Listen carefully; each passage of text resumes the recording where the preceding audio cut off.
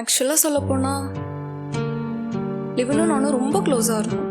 Means so close. நான் தான் வந்துட்டு சொல்லியிருக்கணும், ஐ ஆல்சோ லவ் ஹிம். தென் என்னோடய ஃப்ரெண்டும் அவனை கமிட் ஆகிட்டாங்க. அப்போ தாங்க எனக்கு ஒன்று தோணுச்சு, if you like something you need to approach it and tell them, and if not then it will never be yours. இந்த நைட் எப்படி திரும்ப வர? இது உங்கள் உலகம். மனசுக்கு தோணுது பேசிடுங்க. ஹலோ சொல்லு. ஹலோ, என்ன இந்த டைமில் கால் பண்ணியிருக்க? ஹலோ லிவன், அவன் மேலே எந்த தப்பும் இல்லை. It's my fault. நான் தான் வந்துட்டு சொல்லியிருக்கணும், ஐ ஆல்சோ லவ் ஹிம்.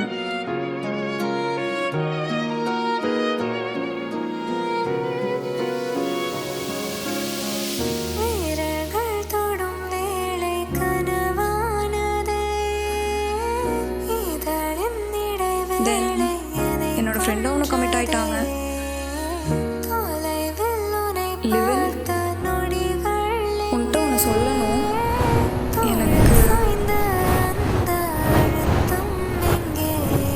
எனக்கு உன்னை ரொம்ப பிடிக்கும். அப்புறம் செகண்ட் இயர் போஸ்டிங்ஸ்லாம் ஒன்றா போனது தான் அவன்கிட்ட பேசவே ஆரம்பிச்சு. எல்லா ஈவெண்ட்ஸ், ஃபங்க்ஷன்ஸ் நம்ம சேர்ந்து போனது எல்லாமே ரொம்ப ஜாலியாக இருந்துச்சு. புதுசு புதுசாக பண்ணிட்டு இருந்தோம். I just want to thank you.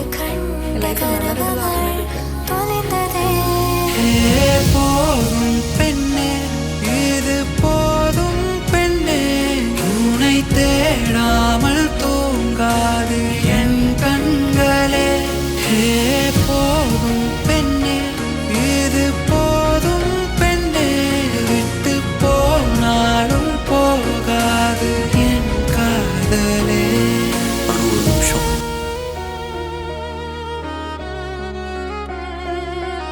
இப்போ இதெல்லாம் ஏன் என்கிட்ட சொல்கிறேன்னு நான் கேட்க போகிறது இல்லை. உன் கூட இருந்த டைம் எனக்கும் மேஜிக்கல், மெமரபிள் தான். உன்னோட விக்கல் ஸ்டோரில் நான் இல்லைனாலும் உன் லைஃப்பை மெமரபிள் ஆக்கணும்னு சொன்னல, இது போதும் எனக்கு. இந்த ஸ்டோரியே முடிஞ்சிருந்தாலும் அதை திரும்ப நினச்சி பார்க்கும்போது உதட்டில் ஒரு சிரிப்பு இருக்கும். இது போதும்.